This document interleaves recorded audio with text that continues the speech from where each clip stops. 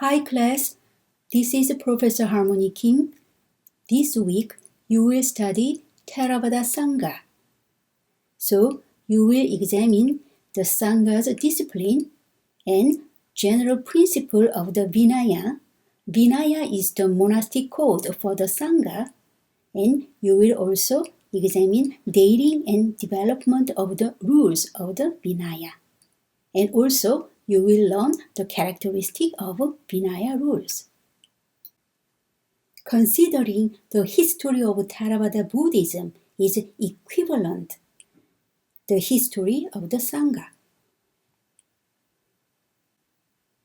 History of Sangha constitute the very core of Theravada Buddhism. Our view of early Indian religion and culture is mainly a Brahmin view because it is Brahmins who compose and preserved text. Similarly, Theravadin tradition is the product of text composed by and indeed largely for monks and nuns.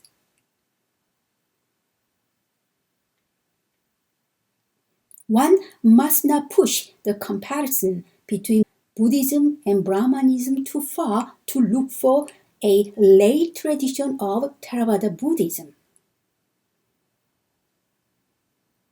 Theravada, which means the doctrine of the elders, implies the fully trained members of the Sangha.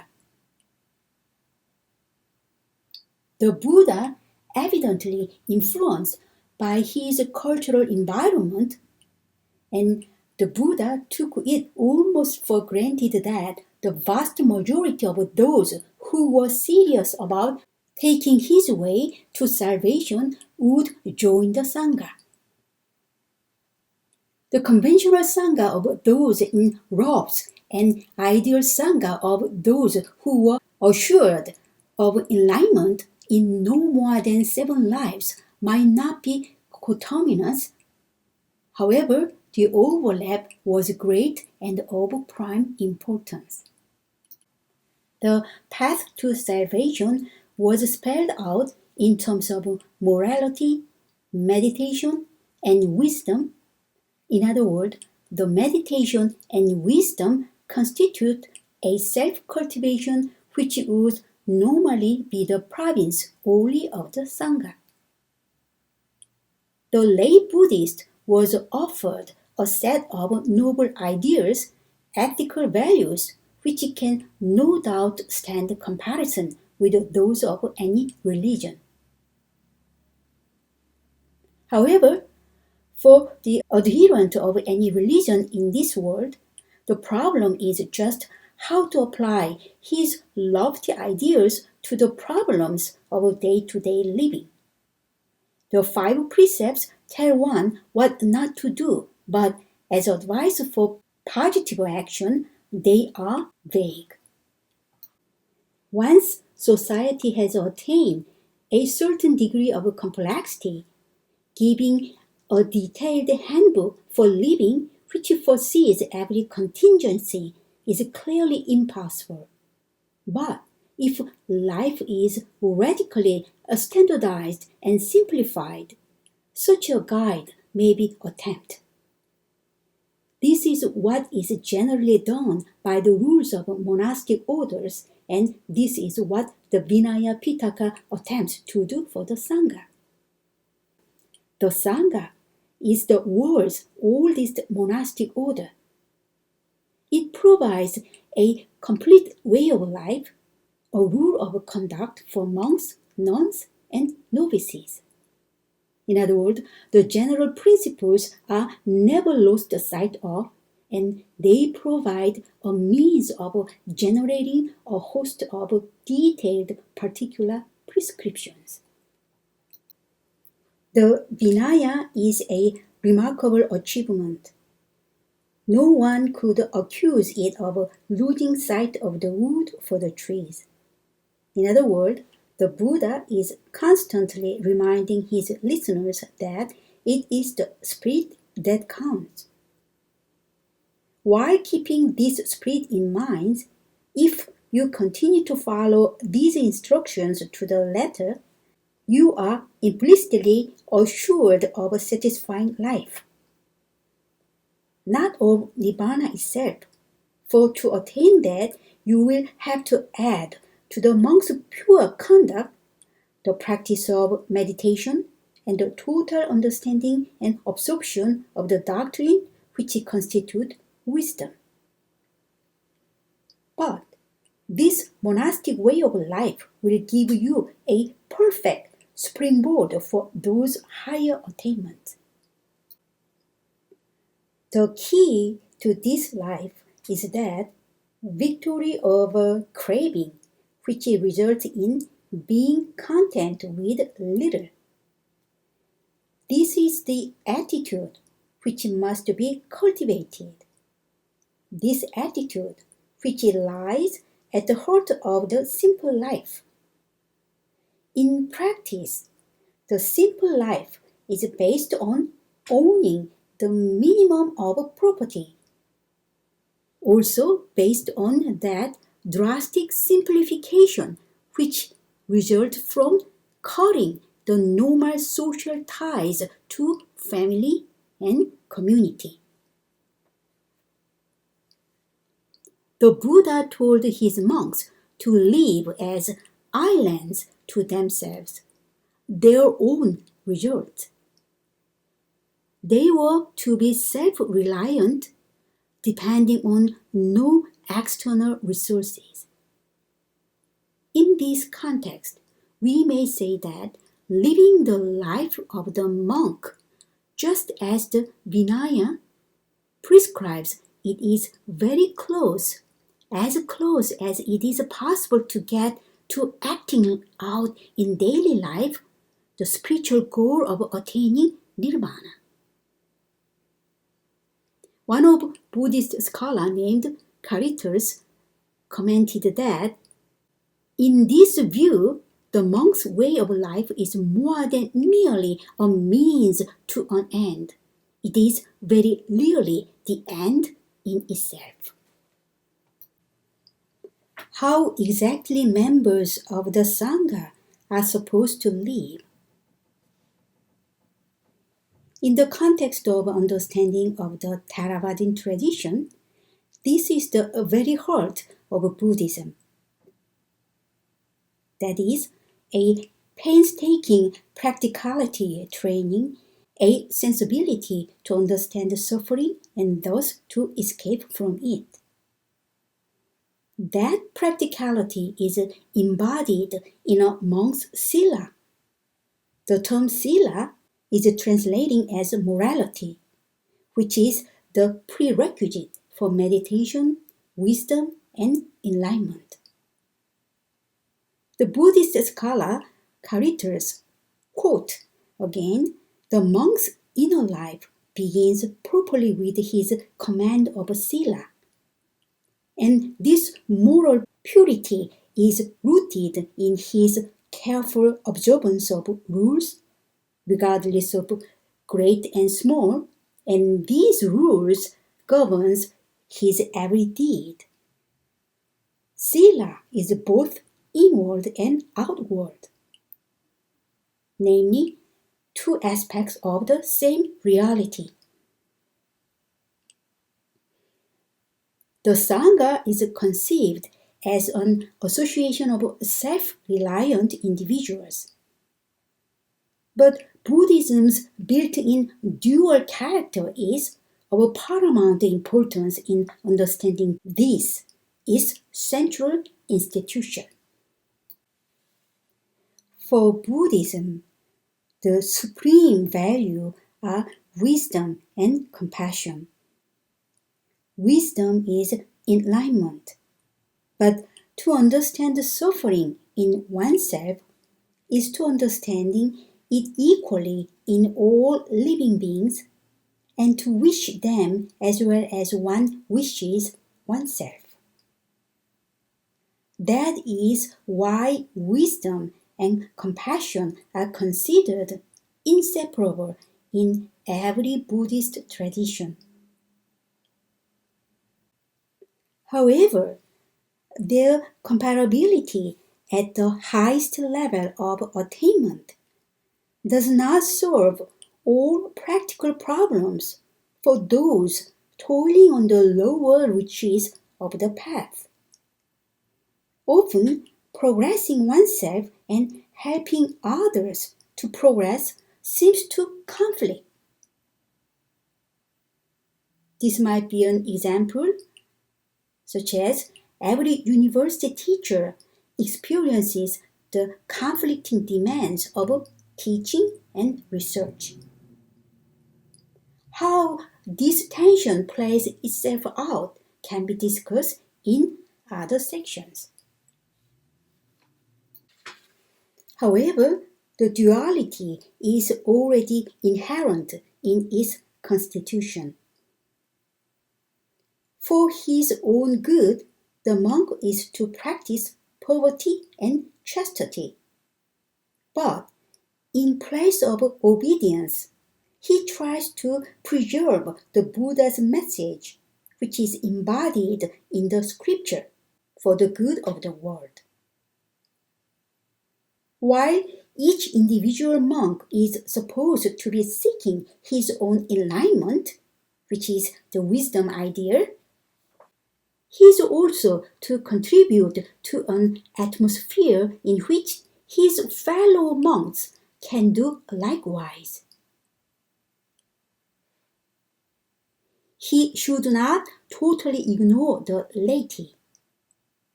If he does not teach laities, recruitment to the Sangha will cease and Buddhism will die out to the detriment of future generations.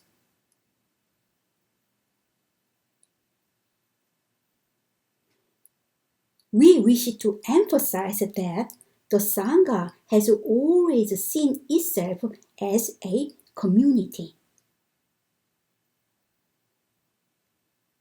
Indeed, Sangha means community.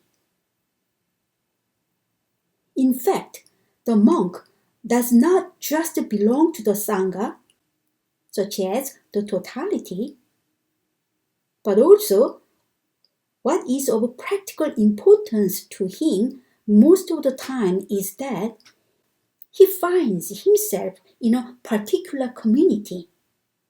In this context, Sangha means a body of men who meet regularly and in their face-to-face relations have some of the quality of a family. Historically, these represent a kind of middle way between Brahminism and Jainism. The Brahmin is embedded in the society into which he is born, whereas the Buddhist would call it community at the expense of individuality. Though the Jains too developed a Sangha, their religious heroes are first and foremost solitary renunciates, usually referred to as Muni, which means the silent sage of the ascetic tradition. In other words, individuality at the expense of community. It is a little bit opposite to Buddhism. Buddhists are community at the expense of individuality. The Buddhist tradition attempts to keep both in balance. Thus, the very rules of the Vinaya have a dual rationale. For the individual, the Sangha is to institutionalize the middle way between the spiritually unprofitable extremes of indulgence and needless discomfort. But the Vinaya itself gives more prominence to the community rationale. Whenever the Buddha is represented as disapproving of something, the Buddha says that it is not conducive to increasing the number of believers. Then the Buddha pronounces a rule for which he gives a stark list of 10 reasons. Those 10 reasons can be summarized as the protection and convenience of the Sangha, the moral purity of its members, increase in the number of believers, and the good of non-believers.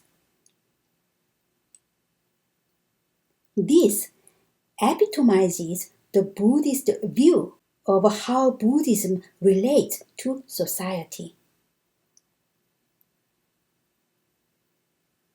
In fact, the scripture represents the process of forming the Vinaya as a continuous process of meeting exigencies, of solving problems as they arise, often as unintended consequences of previous rulings.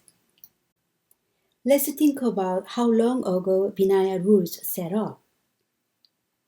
Modern scholars have tended to argue that the Vinaya developed over as much as 2 or 3 centuries.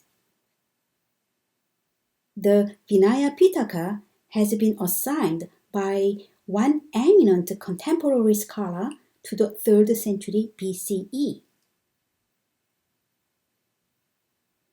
Some other scholars insist that it must therefore predate the Mauryan Empire.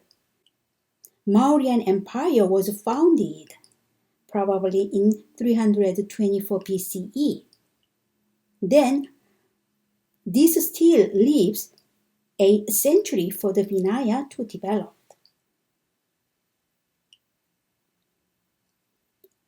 The Vinaya Pitaka, like the rest of the canon, has survived in several recensions. All claim the authority of the first council, but they differ in details and in arrangement. One can argue that where a version of the Vinaya has something which is not in the others, it must have been added after the monks using that version had split off to form their own sect.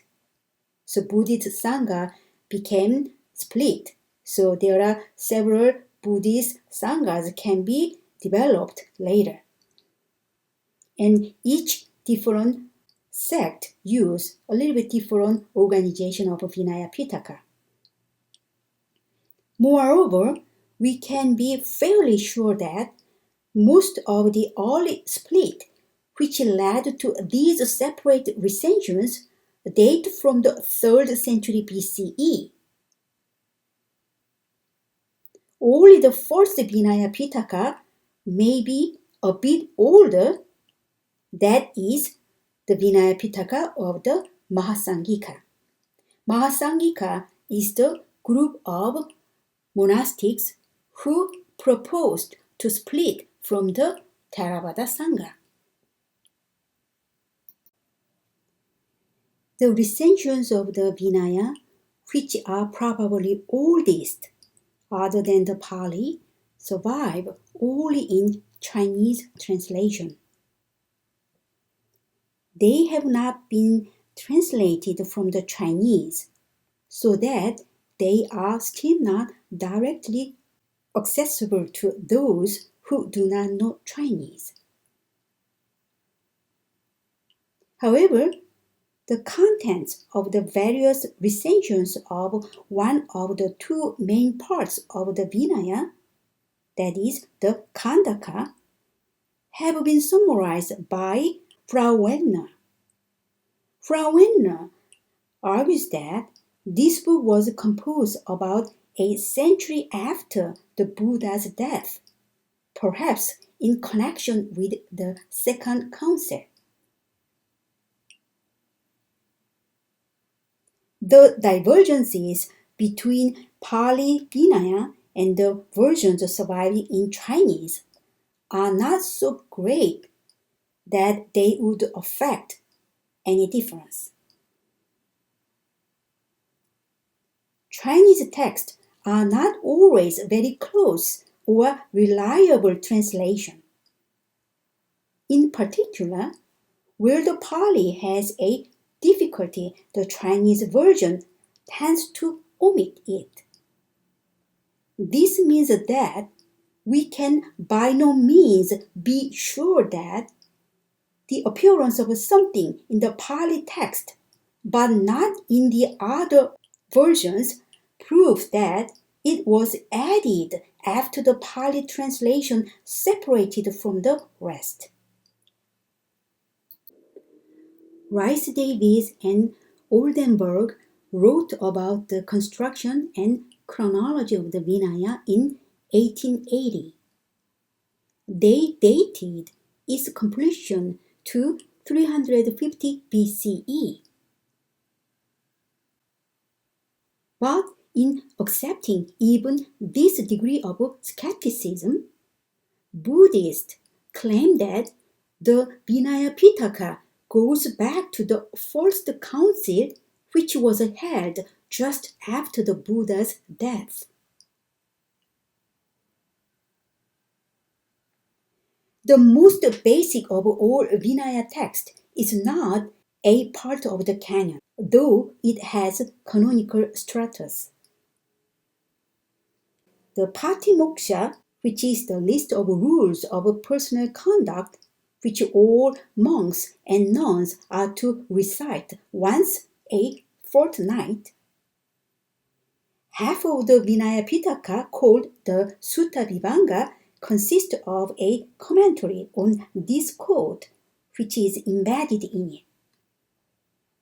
The second major portion, named Khandaka, deals mainly with the rules of community life, though it is not really possible to draw a line between what concerns the individual and what the community. For example, the Patimoksha is the individual code, but it must be rehearsed communally, and the rules for that rehearsal are in the Khandaka.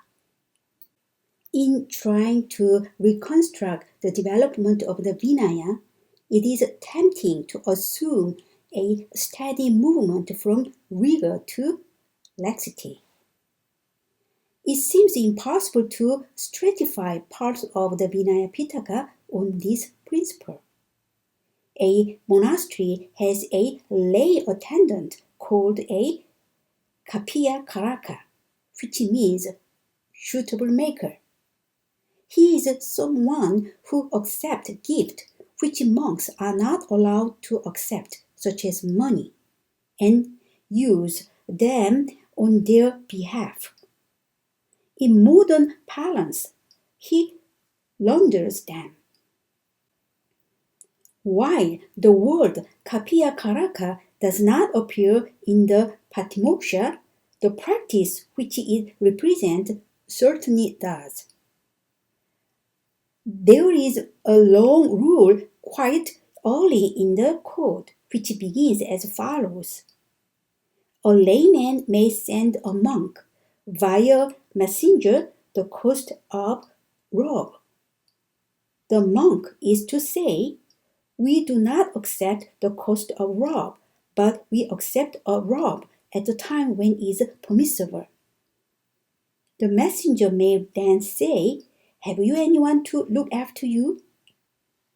If he wants the robe, the monk should point out a monastery servant or lay disciple who looks after him, who can accept and use the purchase price.